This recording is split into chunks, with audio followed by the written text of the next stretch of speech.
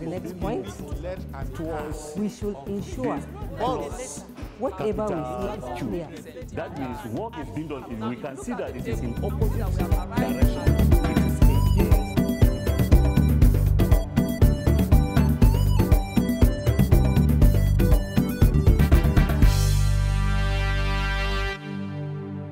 Hello learners, you are welcome to another e-learning class in a senior secondary school. I am your usual teacher in economics, Obi Ifani is my name. Today we are going to look at another important topic in population. As you know, population is a very vast topic, and there is no exam you go to that you don't meet or you don't have population questions, as many as possible. Today, population, as you know, is the total number of people living in a particular geographical area at a given period of time. But what we are going to look at population, the angle or aspect we are going to look at today is population distribution. Population can be distributed into, we have geographical distribution, we have occupational distribution of population, we have sex distribution of population, we have age distribution of population. Today, we are going to look at age distribution of our population. What we are going to look at today in age distribution: 1, age distribution of population; 2, economic significance of age distribution; 3, factors that affect age distribution. Age distribution of population. In the study of age distribution, it is very, very important that you study the age distribution in every population. The distribution of age in every population, that is, the ages, how they are partitioned, shows how the economy is going to move, and it helps government in policy making for better policies to enhance the welfare of the citizens. It's very, very important that you determine the age distribution of every population. In the study of age distribution, the population is normally distributed as follows. 1, 0 or 17 years and below are called dependents or children, 17 years and below. I want you to know that this is in respect with Nigeria as a country. There are still other countries, especially European countries, that theirs may differ.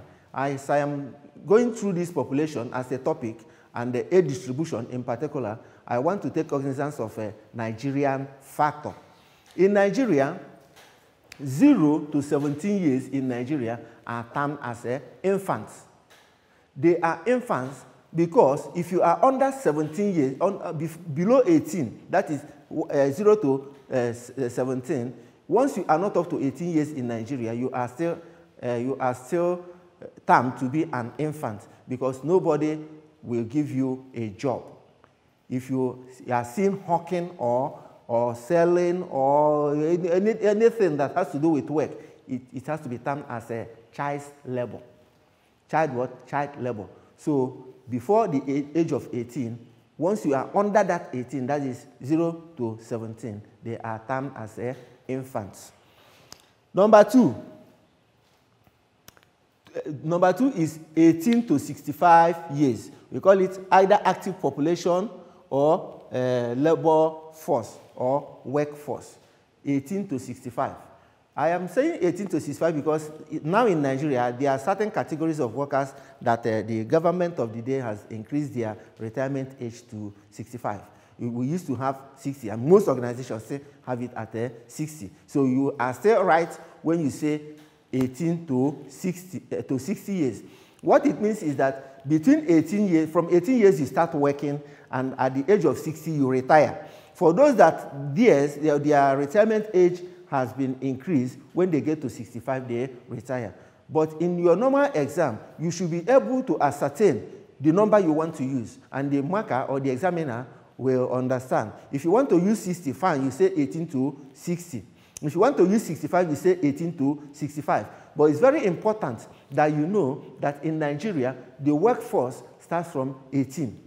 Once you are 18 years and above, you are termed as what? As an adult. You can be given work in any ministry or parastatal of our government. It means that you have come of age. And any legal offense you breach then you will be termed as an adult and convicted as such.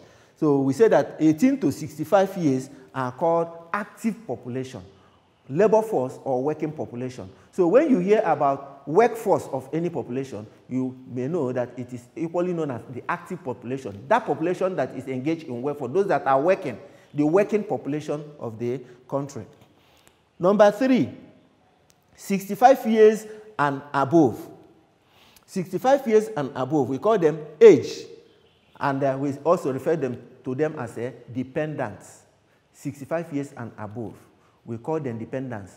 It is worthy to note that I mentioned that group 1, which is infant, then, and group 3, which is age, are called dependents.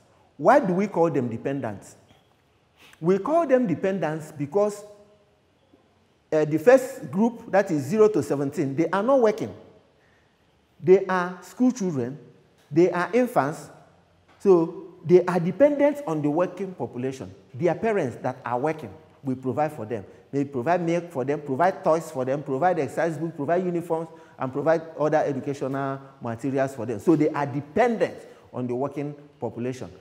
Then, as we are talking here, we have used 65 as 65 years and above as age. This age are those people that have worked and retired. They have retired from service, and they are no longer in active service. Their age has gone up, and their body, their strength is failing them. So what happens now is that since they have retired, they are now back, and they are now dependent on the working population or the workforce, that is active population, the workforce of the country. They are now dependent on them. Just as you are working, you take care of your old father in the village, you take care of your old mother because they have retired. These are the people that are called age people. So these are the 3 groups that we have in age distribution of population. From the above classification, 1 and 3 are dependents, and 2 is the actual workforce. So the composition of the population is very important.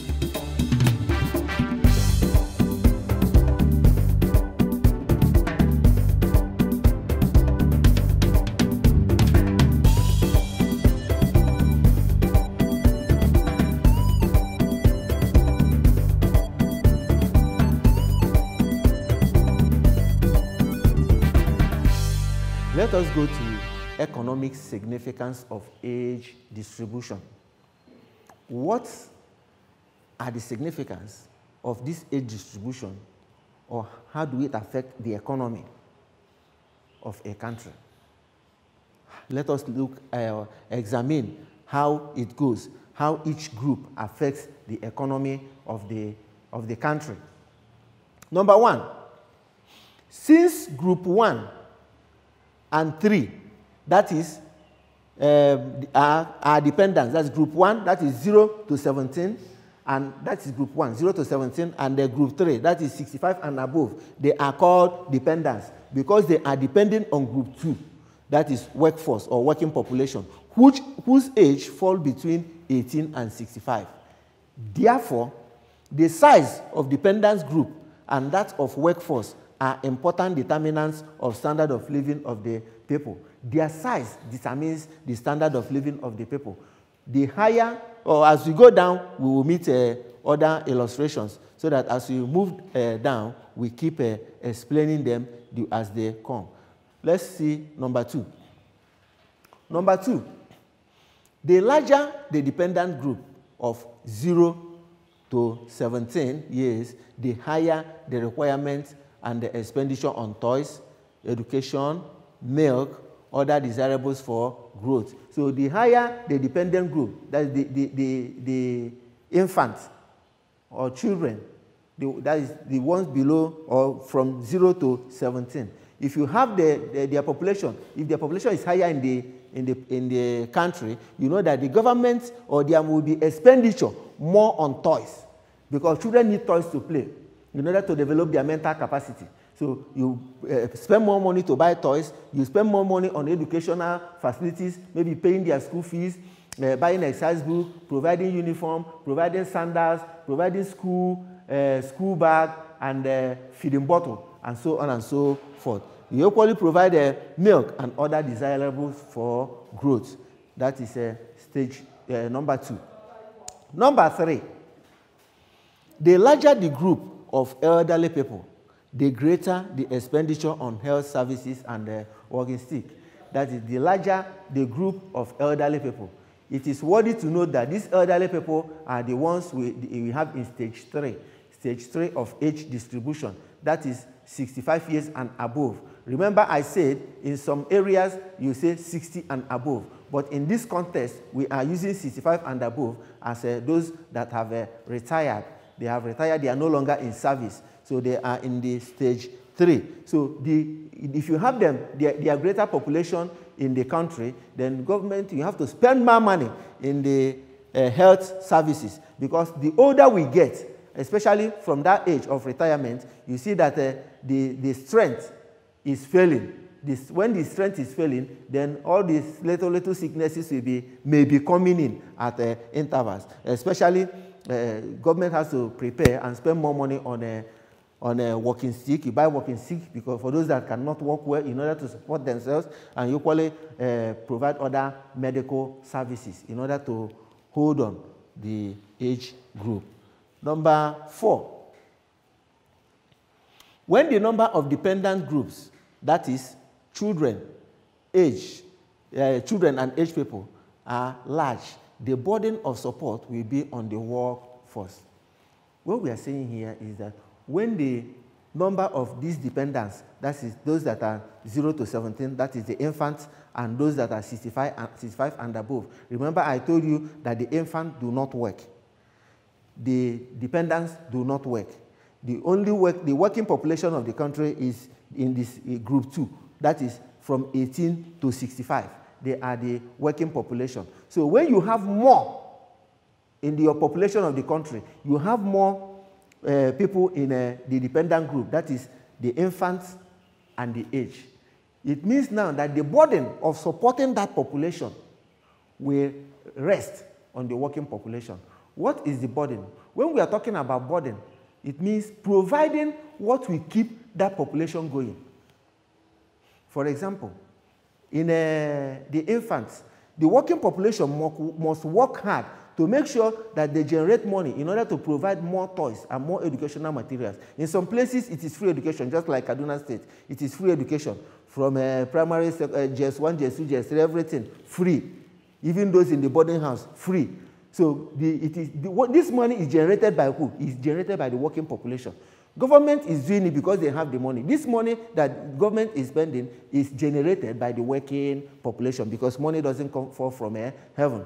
So what we are saying here is that the working population must work so hard in order to generate what will be used in sustaining this population. If you have more dependents in the population of a country. And remember, these dependents are stage 1 and stage 3. Stage 1, 0 to 17, infants, they are not working. Stage 3, 65 and above, they have retired, they are not working. So 2 of them, stage 1 and stage 3, are depending on stage 2, which is the actual workforce of the country, working population of the country.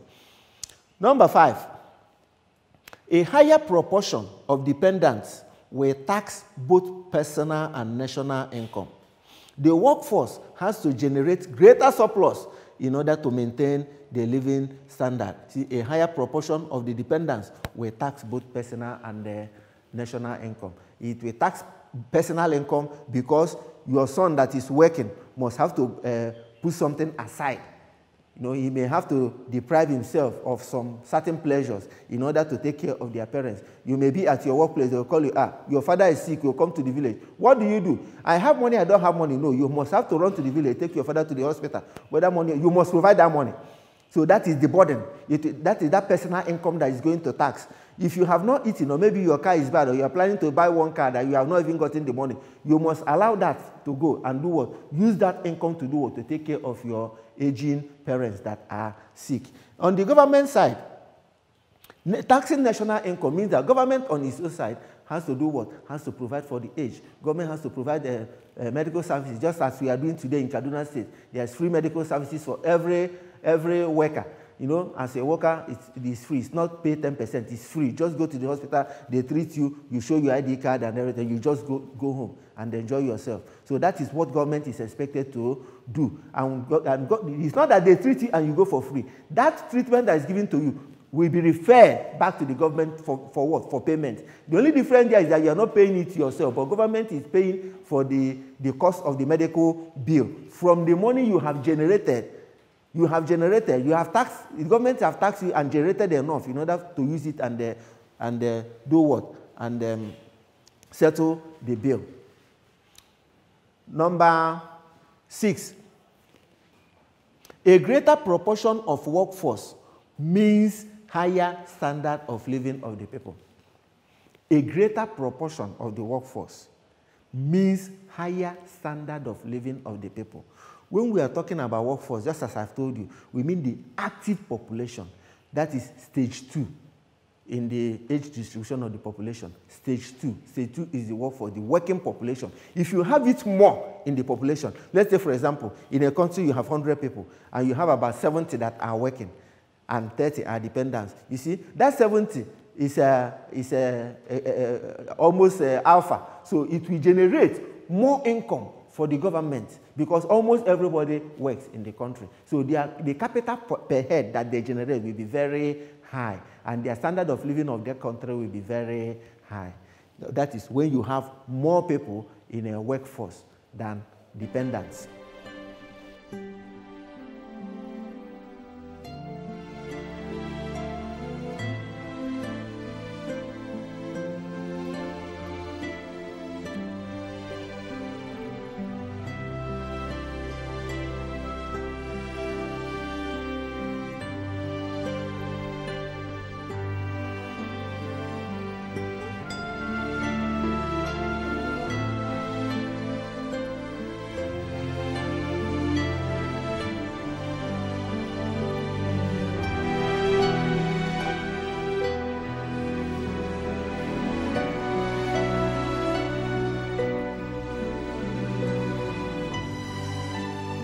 Number 7, a greater proportion of the workforce will increase national income.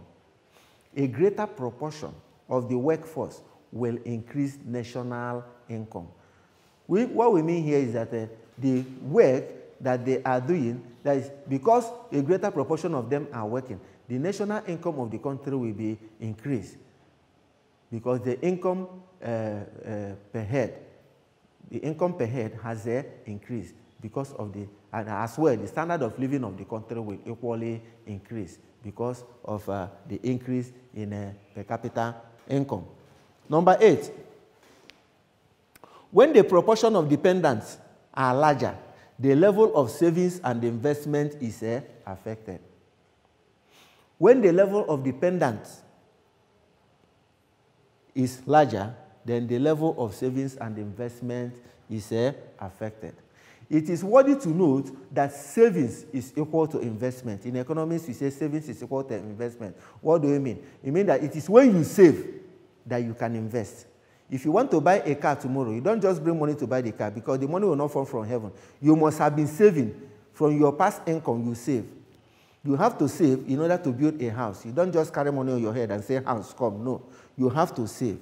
That money you have saved over a period of time, you now invest it either in building or in buying this or that or in acquisition of shares and so on and so forth. Then on the part of the government,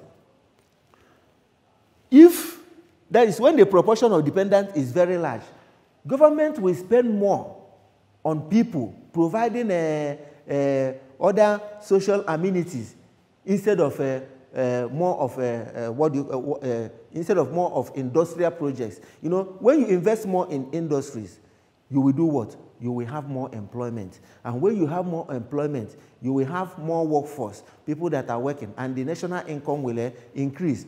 But when you have more dependents, it will not tax government income. Government will have to spend more money in provision of like these educational facilities. Now, if you go to some schools, they are in a class you have 100 children, in the other class you have 150 children, and these children are free.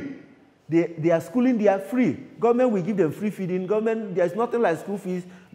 Most times, government buy textbooks and share pencils and all those things. So all those things are from government pocket. When they are many, the dependents are many, it will tax government income. Now, the feeding in the schools, as many as they are, it is free. So it is not taxing government income. But if they are not as many as they are, government will have more money to build other industrial projects, build many industries in order to create employment, to elevate the national income and standard of living. Now, let us go to the factors that affect age distribution. What are the factors that affect age distribution? Let us examine them. Number one, area of high birth rate tends to have young population. Anywhere that the birth rate is high, they tend to have young population. Birth rate, the number of births that are given per thousand in a country or in a particular geographical area. So any place that the birth rate is very high, you tend to have young population in that place because every time they are giving birth every time. So you have young population in that area. Number two, areas of lower death rate tends to have aging or old population. Areas of low death rate. In places where people don't die on time, you have age population in that place because life expectancy in that place will be very high. People will grow to stay up to 70 years, 80, 90. They will be contesting with 100 and 101. They will not die. So you have more of aged population in that area. Number three, migration. That is, areas where more people move to tends to have a higher rate of population than where people move out from. When we are talking about migration, migration refers to the movement of people in and out of a particular area. When they are going out, it is emigration, immigration.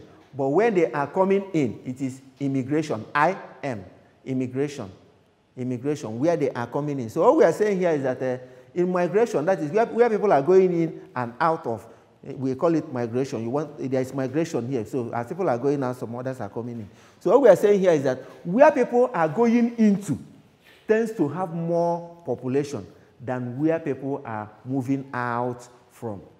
For example, in the cities, you have very large population. Why? Because people are leaving their rural areas, villages, and going to the city. That's why when you come to the city, you have a very large population. While in the villages, you have a very low population. Why? Because the youth and most people, they have left the village to go to the cities in order to escape rural poverty.